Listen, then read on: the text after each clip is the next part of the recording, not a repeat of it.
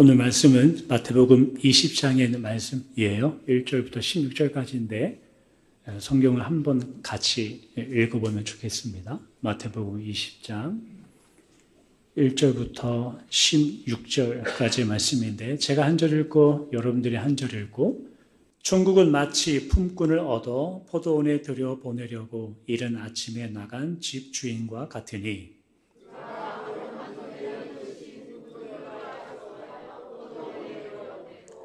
또 제3시에 나가보니 장터에 놀고 서 있는 사람들이 또 있는지라.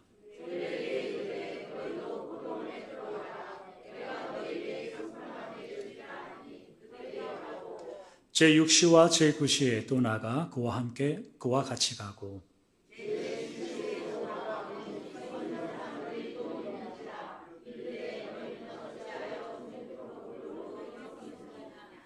이르되 우리를 품꾼으로 쓰는 이가 없음이니이다. 이르되 너희도 포도원에 들어가라 하니라.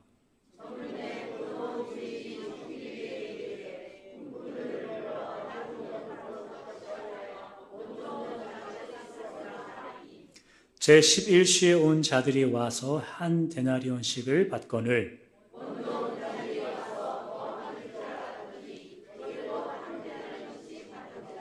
받은 후 집주인을 원망하여 이르되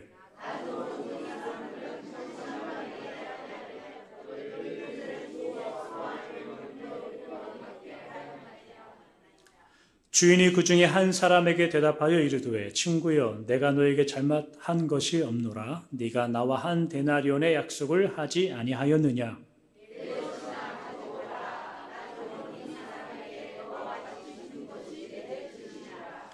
내 것을 가지고 내 뜻대로 할 것이 아니냐. 내가 선함으로 네가 악하게 보느냐.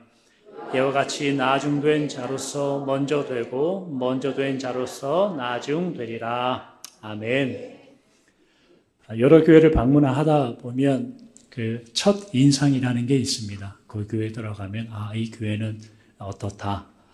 이 신일교회 제가 지난주에 한번 와서 함께 예배드렸고 오늘 두 번째예요. 들어와서 느낌이 너무 좋아요. 어떤 느낌이 제일 좋냐면 모든 성도님들이 성경책을 이렇게 피고 계세요. 안 피고 계신 분들만 열심히 피세요. 이렇게 피고 계세요. 보통 그렇지 않아요. 교회들이 가면 이렇게 말씀 시간에만 이렇게 피든지 아니면 뭐 안 가져오신 분들도 많고, 근데 신입교회 성도님들은 오셔서 성경을 피고 저분들이 예배 시작 전인데 성경을 피고 뭐 하시지? 이렇게 가만히 보니까 그날 본문을 이렇게 읽고 묵상하시는 것 같아요. 그걸 보면서 교회가 참 좋다라는 느낌을 받았어요. 왜냐하면 말씀이 일상이 되고 말씀이 그 교회에 이렇게 풍성이 있는 교회는 반드시 살아 있습니다. 반드시 역사가 있고 반드시 하나님께서 사용하실 줄 믿습니다. 신일주 교회가 그런 교회 같아요. 그렇게 생각하십니까? 동의하시죠? 제가 이렇게 시작한 이유가 있어요. 주부에 보니까 제 이름만 적어도 될 것 같은데 여기 GBC에서 미국 캠퍼스라고 적혀 있어서 제가 혹시 이상하게 하고 가면 저희 학교에 욕을 먹일까 봐 일단 제가 하여튼 밑박은 깔아놓은 거예요. 제가 이상한 말, 저희 학교 아이들은 제가 열심히 아브라함 설교하다가 갑자기 베드로 이런 얘기 해도 저 목사님이 왜 저러지 다 알아듣거든요. 근데 제가 처음 보는 여러분들 앞에서 이상한 얘기 하면은 저희 학교를 그렇게 생각해 주지 말아 주시고요.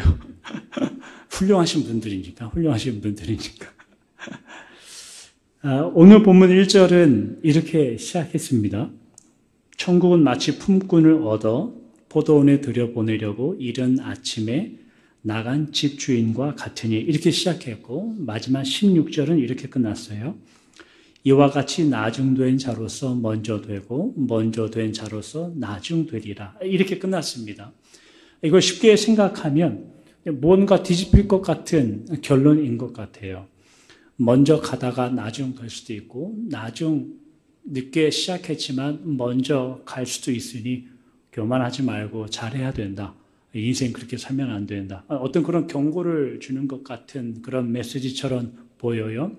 이게 나중에 몇 구절 더 뒤로 가면 이런 구절로도 발전을 합니다. 26절, 27절 함께 읽어보도록 하겠습니다. 시작. 그렇지 않아야 하나니 너희 중에 누구든지 크고자 하는 자는 너희를 섬기는 자가 되고 너희 중에 누구든지 으뜸이 되고자 하는 자는 너희의 종이 되어야 하리라. 섬기고 종이 되는 이 모습을 조건이 있어요. 크고자 하면 섬겨야 되고 누구보다 으뜸이 되어야 되면 종이 되어야 된다라는 조건이 달려 있어요. 이게 우리에게 큰 위로가 되는 말씀이기도 해요. 누구든지 으뜸이 될 수 있고 누구든지 높아질 수 있는 위로가 되는 말씀이기도 합니다. 그러나 반면에 우리가 조심해야 될 부분이 있어요. 어떤 부분이냐면 낮아지고 섬기는 게 한쪽 구석에 뭐가 있냐면 누구보다 높아지고 싶은 마음이 있는 거죠. 섬기는 모습이 누군가를 높여주고 낮아지는 모습이 한쪽 구석에 뭐가 있냐면 그래야 내가 높아지니까. 그래야 내가 누구보다 잘나지니까. 이게 숨겨져 있는 거예요. 그래서 무서운 거죠. 그래서 겸손을 떨어요. 교회 와서. 평소에 하지도 않는 거를 자꾸 교회 와서 하는 거예요. 그러니까 옆에 있는 남편과 부부가 같이 오셨으면 옆에 한번 보세요. 교회만 오면 이상한 짓을 하잖아요, 이분들이. 집에서 못 보던 걸 자꾸 교회에서 보는 거예요. 이게 무서운 거죠. 그러니까 우리는 늘 그 긴장 속에 살아가는 거예요. 늘 누구보다 높아져야 되고 늘 누구보다 위에 있기를 바라기 때문에 그렇게 되기 위해선 낮아져야 되고 겸손해져야 된다는 이 무서운 이야기가 있죠. 그러나 사실 우리가 이 이야기를 잘 들여다보면 먼저 되고 나중 된다라는 의미는 하나님 앞에 우리는 모두 다 아무것도 아니라는 존재예요. 먼저 가는 것이 큰 의미가 있겠는가? 나중에 가는 것이 큰 의미가 있겠는가? 많은 것이 적은 것이 큰 의미가 있겠는가? 그럼 뭐가 남을까요? 은혜만 남는 거죠. 하나님 앞에 은혜만 남아 아무것도 남기지 않도록 그것 없이 살겠습니다라고 사는 그 믿음이 하나님 앞에 참다운 믿음이다라는 걸 우리에게 알려주고 있는 거죠. 그런 의미에서 보자면 우리가 오늘 마지막 결론으로 보았던 16절 먼저 된 자가 나중되고 나중된 자가 먼저 될 수 있다라는 게 이게 재미난 배경에서 나온 구절이에요. 성경책을 가지고 있으면 그 바로 앞에 19장 마지막 절 19장 30절을 한번 보세요. 거기에 똑같은 결론이 또 나오고 있기 때문에 그래요. 19장 30절 함께 읽어보겠습니다. 시작. 먼저 된 자로서 나중되고 나중된 자로서 먼저 될 자가 많으니라. 오늘 읽었던 16절 마지막 결론하고 이전에 19장 마지막에 있는 결론하고 똑같은 결론이 나오는 거예요. 그러니까 오늘 저희가 읽었던 20장의 이 본문은 19장에 있는 어떤 본문에 계속 이어서 나오고 있는 19장에 있는 어떤 내용을 더 풍부하게 우리에게 말씀해 주시려고 20장에 있는 어떤 내용을 가지고 우리에게 설명해 주고 있어요.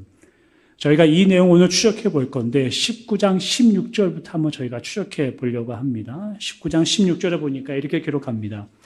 어떤 사람이 주께 와서 이르되 선생님이여 내가 무슨 선한 일을 하여야 영생을 얻겠습니까? 다른 성경에 보면 이 선한 사람 이 사람은 관리이고 큰 부자였고 청년이었다라고 기록하고 있어요. 큰 부자였던 이 청년이 예수님께 와서 여쭤봅니다. 선생님, 제가 어떻게 구원 얻겠습니까? 어떻게 해야 영생을 얻겠습니까? 18절, 19절에 보니까 예수님께서 10계명, 5계명부터 시작한 살인하지 말라, 간음하지 말라, 도적질하지 말라 이런 10계명 후반부에 있는 이웃과 관련된 구절들 예를 들어서 그렇게 해야 된다라고 설명하고 있어요.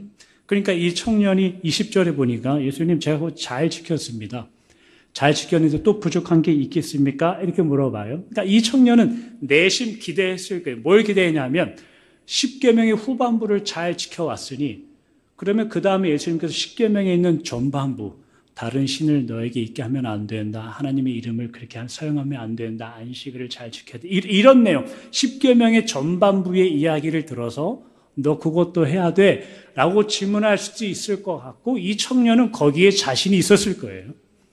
그래서 이거 말고 다른 게 또 있었을까요? 라고 질문했는데 예수님의 대답은 21절 뜻밖의 뭐라고 대답하냐면 네가 가지고 있는 모든 재물, 소유를 다 팔아 가난한 사람들에게 나눠주고 그 다음에 나를 따라야 된다라고 이야기하세요. 그런 요구를 하세요. 이 부자 청년은 자신감이 있었죠. 지금까지 그렇게 해왔고 예수님께서 말씀하시는 그 어떤 내용이라도 잘 대답할 용기가 있었어요. 그런데 뜻밖의 예수님의 그 다음 질문이 나오자 이 청년은 재물이 많음으로 근심하여 돌아갔다라고 기록하면서 끝나는 거예요. 이때 27절에 보면 베드로가 갑자기 느닷없이 끼어들어요. 등장해요. 27절에 베드로가 예수님께 이렇게 질문하죠. 함께 읽어볼까요? 시작! 이에 베드로가 대답하여 이르되 보소서 우리가 모든 것을 버리고 주를 따라 싸운데 그런즉 우리가 무엇을 얻으리이까? 예수님의 대답을 잘 듣고 있던 베드로가 느닷없이 끼어들어서 질문하는 거예요. 예수님, 우리는 다 버리고 예수님을 따르고 있습니다. 그러면 우리는 무엇을 얻겠습니까? 옆에 청년이 가진 게 많아서 근심해서 돌아갔잖아요. 근데 그걸 듣던 베드로가 대뜸 끼어든 거예요. 아하, 우리는 다 버렸어요. 그러면 우리는 무엇을 얻을 수 있을까요? 이 질문이 나오는 거죠. 그에 대해서 예수님의 대답이 19장 마지막 30절에 등장하는 거죠. 먼저 된 자가 나중되고 나중된 자가 먼저 된다. 라는 대답을, 알 수 없는 대답을, 굉장히 어려운 대답을 주셨어요. 여러분들 생각해 보십시오. 정말로 제자들은 모든 것을 버리고 다 버리고 주님을 따르고 있는가? 궁금증이 들죠. 우리가 오늘 본문으로 읽었던 20장 1절부터 16절, 그 뒤에 따라오는 내용은 뭐냐면 20장 24절, 20절부터 있는 내용이에요. 세베대의 어머니, 야고보와 요한의 어머니가 예수님을 찾아와서 묻습니다. 주님, 당신의 나라가 세워지면 우리 한 아들, 야고보겠죠. 야고보는 예수님의 오른편에 앉아주시고 우리 둘째 요한은 예수님의 좌편에 앉게 해주세요. 이 말에 베드로와 제자들이 어떻게 했는지 기억하십니까? 20장 24절에 보면 그들이 분노합니다. 그들이 그 형제들에 대해서 분노하죠. 여러분 한번 생각해 보십시오. 제자들이 정말로 다 버리고 주님을 따르고 있다고 생각하십니까? 베드로가 예수님에게 질문한 예수님 우리는 다 버리고 주님을 따르고 있는데요. 무엇을 받을까요? 이 베드로와 제자들은 정말로 자신들은 다 버렸고 저 부자 청년은 버리지 않았다고 생각하고 있었어요. 우리는 다 희생하고 다 버리고 정말로 주님의 말씀 따라 주님을 잘 따르고 있습니다 라고 생각했지만 저 두 제자가 하나는 우편에 하나는 좌편에 앉게 해달라는 저들의 어머님의 요청이 있었을 때 이들은 굉장히 분해했었죠. 너희들이 거길 차지해버리면 우리는 어디에 앉으라고. 정말로 다 버리고 예수님을 따르고 있는 걸까요? 이 질문이 우리에게 있죠. 신앙을 살고 믿음을 살 때 우리는 믿음과 신앙을 하나님 앞에 있는 내가 어떠한가에서 발견해야 돼요. 하나님 지난 한 주간은 어떻게 살았습니다. 그러니 어떻게 더 잘 살아보겠습니다. 여기서 믿음을 확인하셔야 되지. 하나님 쟤보다는 제가 좀 잘 하는 거 아닌가요? 저 사람보다는 제가 잘 섬기고 있는데요. 저 집사님보다는 제가 더 열심히 봉사도 하고 헌금도 하고 여러 가지 수고도 하잖아요. 그런데 억울합니다. 이러면 지금 베드로가 예수님께 묻고 있는 이 질문을 곰곰이 생각해 보셔야 됩니다. 뭘 버리고 따르고 있는지, 어떠한 마음으로 예수님을 섬기고 있는지, 교회를 섬기고 있는지, 하나님을 믿는다라고 이야기하고 있는지, 이러한 베드로와 이러한 제자들을 향해서 예수님께서 굉장히 깊이 있는 대답을 해 주시는데 그게 오늘 저희가 읽었던 마태복음 20장 1절부터 16절까지의 대답이에요. 왜냐하면 동일한 결론을 가져왔기 때문에 예수님은 비유를 통해서 그들에게 어떠해야 되는지를 설명해 주고 있죠.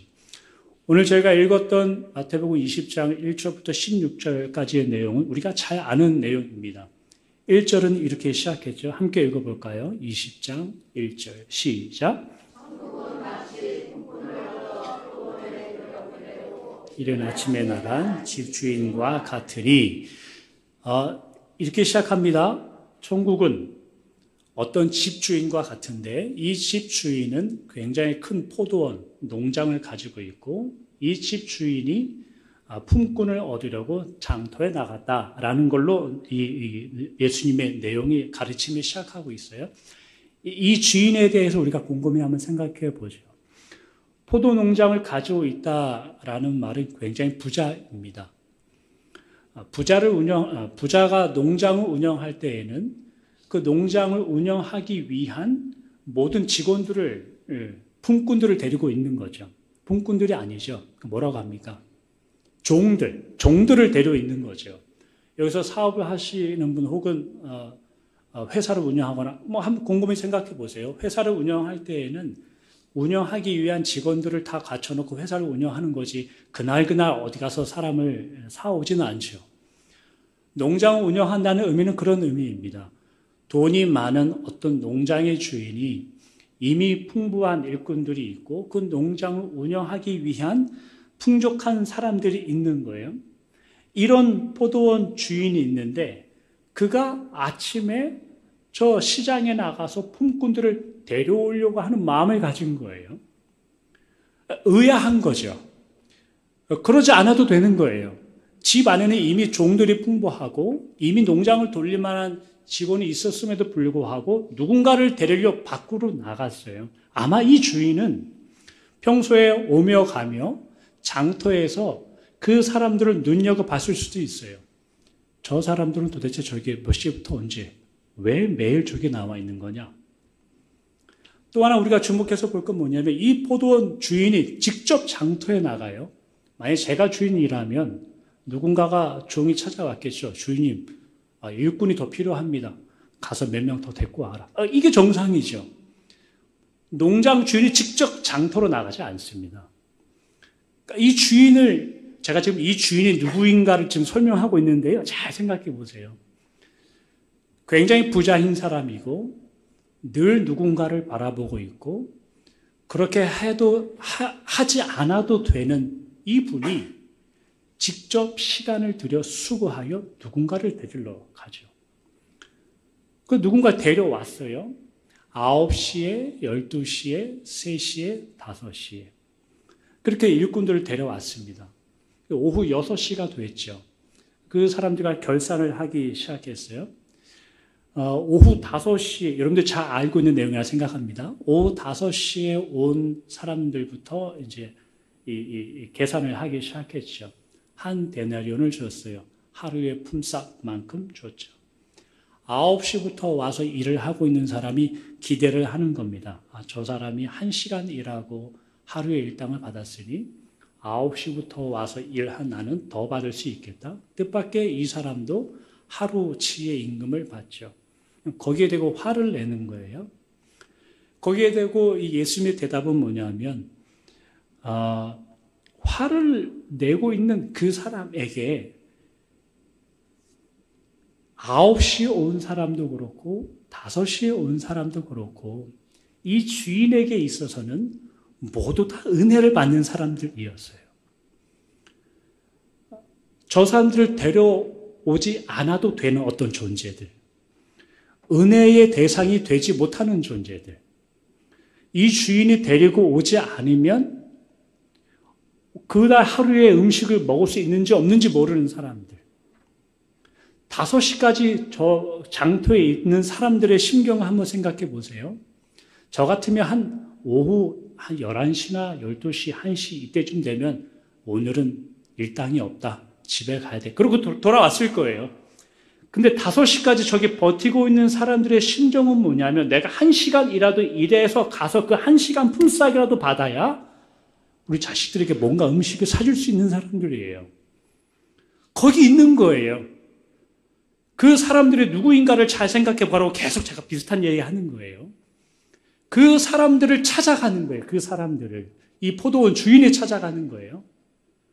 포도원 주인이 안 가도 되죠. 이미 풍족하고 풍요로운 사람인데 9시에 온 사람도 거기에 매일 누군가가 나를 데려가지 않으면 살 수 없는 사람이죠. 그 사람의 9시에 온 사람도 매일마다 9시에 부름을 당해서 일을 할 수 있는지 없는지 장담을 못하는 사람들인 거예요. 9시에 온 사람도 5시에 온 사람도 이 주인의 은혜가 아니면 도무지 살아갈 수 없는 사람들이죠. 그런데 이 5시, 이 9시에 온 사람이 불만을 이야기하는 거예요. 왜 나와 저 사람이 다르냐? 내가 당신과 이른 아침부터 일한 게 얼마인데 나에게 주는 보상이 왜 이러냐?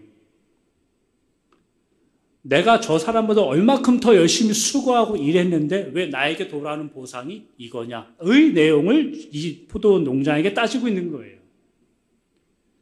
포도원 농장의 마음은 어떨까요? 9시에 온 너나 5시에 온 저 사람이나 똑같은 거 아니냐?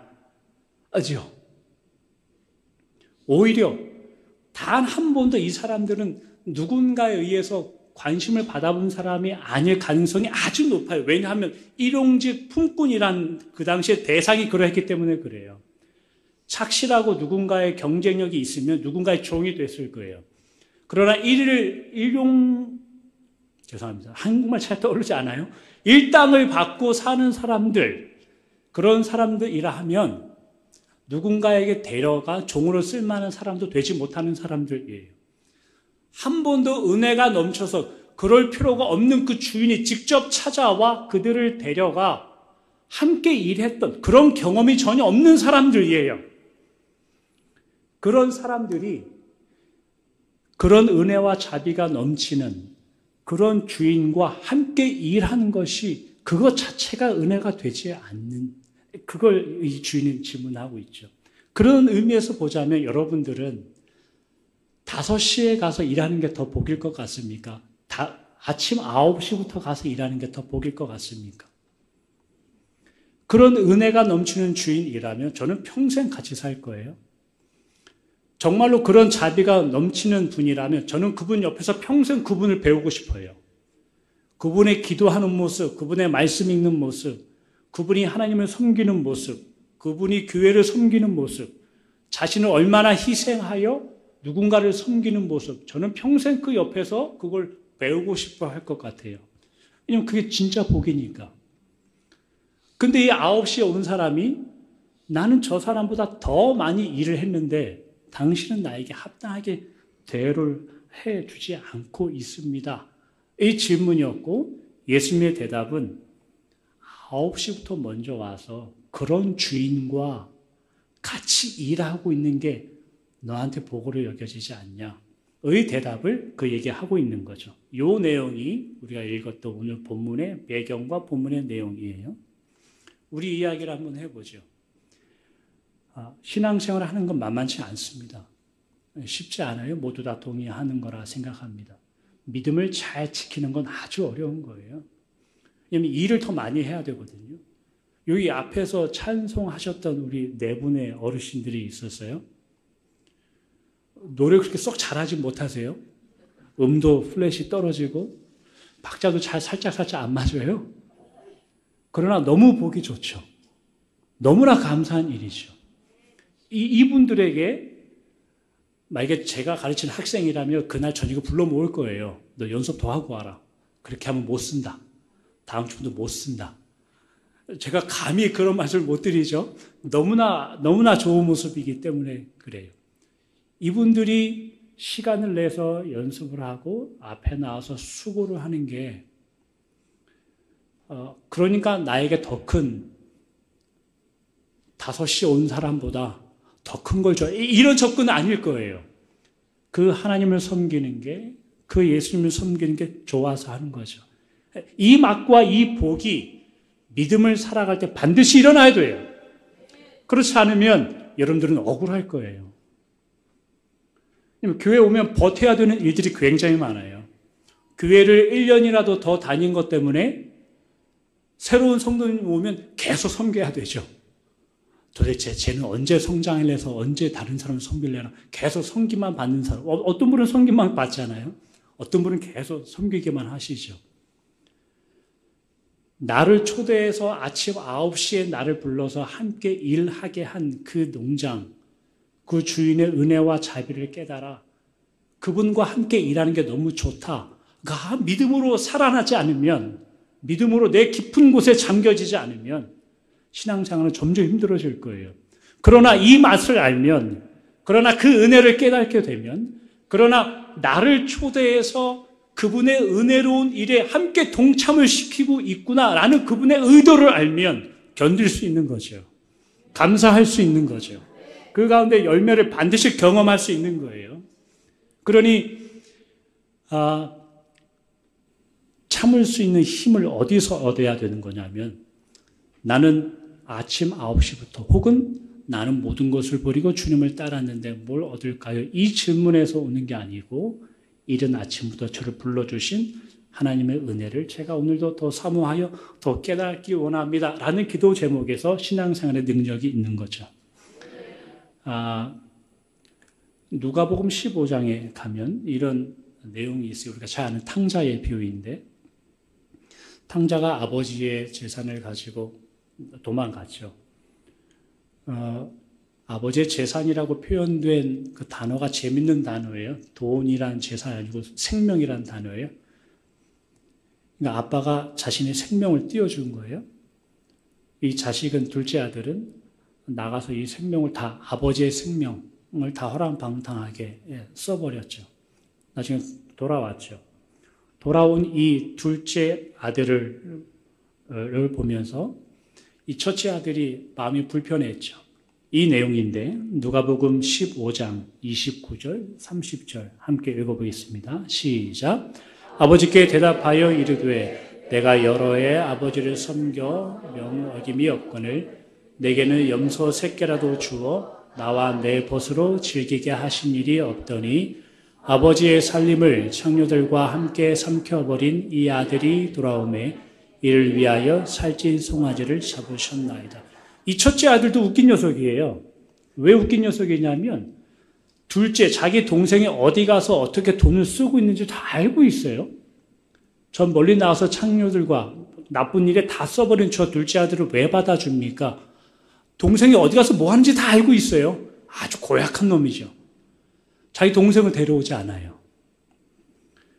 근데 이 녀석이 뭐만 알고 있냐면, 나는 여러 해 아버지와 함께 있는 저는 왜 그렇게 잔치를 해주지 않습니까? 이 질문이었어요. 이 첫째 아들이 뭘 알고 있냐면, 나는 오랜 동안 아버지와 함께 있습니다 를 알고 있는데, 뭘 모르고 있냐면, 그래서 거기서 얻어지는 유익이 다만 잔치, 그 아버지와 함께 있어서 얻어지는 유익이 다만 그와 함께 그냥 먹고 노는 것밖에 있지 않은 거예요. 이에 대해서 아버지의 대답이 우리에게 굉장히 큰 은혜가 되죠. 15장 31절, 32절 함께 읽어보겠습니다. 시작. 아버지가 이르되 예 너는 항상 나와 함께 있으니 내 것이 다 네 것. 이르되 이 동생은 죽었다가 살아났으며 내가 잃었다가 얻었기로 우리가 즐거워하고 기뻐하는 것이 마땅하다 하니라. 아버지의 대답 중에 주목할 것은 첫째 아들을 책망하지 않아요. 왜냐하면 내 자식이기 때문에 잘 모를 수도 있죠. 아버지의 대답은 뭐냐면, 네가 가지고 있는 복 중에 가장 큰 복은 뭐냐면 나와 함께 하고 있는 거다. 나와 함께 하고 있는 거. 잔치를 하고 잔치를 안 하고의 문제는 아니죠. 한 데나리온을 받던 두 데나리온을 받던 내가 다 버리고 주를 따랐으니 이제 뭘 받을 수 있겠습니까? 이 질문보다 더 큰 건 뭐냐면, 그 당신과 내가 함께 있다는 걸 왜 모르고 있느냐? 이 아버지의 대답이에요. 너에게 있어서 가장 큰 복은 뭐냐면, 잔치를 해서 뭘 먹느냐가 아니고 그 은혜와 사랑이 많은 그 아버지와 함께 살고 있는 게 너에게 가장 큰 복이 되지 않겠냐? 의 질문과 대답을 하고 있는 거예요. 우리가 똑같은 거죠. 하나님 아버지와 함께 있는 믿음, 신앙은 누구를 만나더라도 잔치할 수 있어요. 여기서 누구라는 의미는 누구까지를 포함하냐면 내가 끝없이 섬겨야 될 어떤 분일 수도 있어요. 그분이 내 옆에 있더라도 하나님 아버지와 함께 있는 것이 내가 그분과 함께 잔치할 수 있는 이유가 되죠. 하나님, 우리 집 자식은 왜 그래요? 저 집 자식은 왜 저래요? 제가 더 기도 많이 하잖아요. 하나님 아버지의 대답은 똑같죠. 그 집 자식하고 같이 잔치하자. 저 다 버렸는데요. 정말 다 버린 건 맞냐? 우리는 하나님 아버지와 함께하는 그 복이 우리의 모든 삶의 걱정과 문제와 기도의 제목들, 하나님 아버지와 함께 있는 그것이 그 모든 것들을 다 덮는다는 확신이 있어야 될 줄로 압니다. 그리고 그것이 우리의 능력이 되어야 되는 겁니다. 오늘 본문 20장 마지막 16절, 먼저 된 자가 나중되고 나중된 자가 먼저 된다의 의미, 먼저 돼도 괜찮다, 나중돼도 괜찮다, 9시에 와도 괜찮다, 5시에 와도 괜찮다. 교회 오면 저 사람은 몇 년째 섬기만 하고 있고 아무것도 안 해요. 하나님 억울해서 못 살아. 억울하면 좀 어떠냐. 나하고 같이 있는데. 그게 신앙과 믿음이라는 거죠. 하나님을 믿는다는 힘은 어디서 올까요? 여러분들 살아가면서 얻는, 하나님 앞에 기도 응답해서 받는 어떤 내용들, 그것보다 더 큰 하나님의 은혜와 능력은 그 사랑 많으신, 은혜 많으신 그 주인이, 농장 주인이, 그 하나님이, 그 예수님이 우리와 세상 끝날까지 함께 한다는 하나님의 약속이죠. 그것이 우리의 삶과 믿음의 능력이 되는 겁니다. 그 능력을 돌아오는 한 주도 소유하고 확인하시는 여러분들 되시는 말씀 되기를 축복합니다.